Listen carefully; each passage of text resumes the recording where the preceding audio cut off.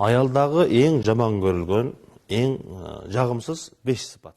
Алардың ең біріншісі бұл жалқаулық. Ертеменен тұрбайды, бала чақасын қарағанға, үйін жиштырғанға, тазалағанға, күйеусүнүн жакшына кылып кийиндирип чыгарганга аракет кылбайт. Көпчүлүк убактын телефон менен, убакыт менен өткөзөт. Бул аялдагы эң жаман көрүлгөн сыпаттардын бири. Экинчиси бул качан көрсөң ниетсиздик.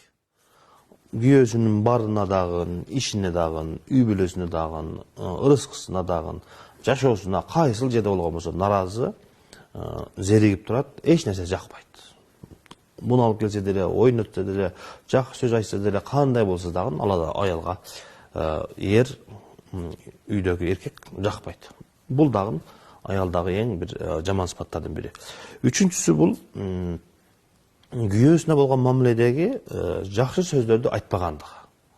Ошол күйөөсү эртең чарчап келет, кечинде эртең кечке иштеп, же башка мамлекетке барып иштеп келет, же болбосо иштеп жүрөт, эртең кечке такси кылышы мүмкүн, маршрутка айдашы мүмкүн, талаада иштеп келиши мүмкүн.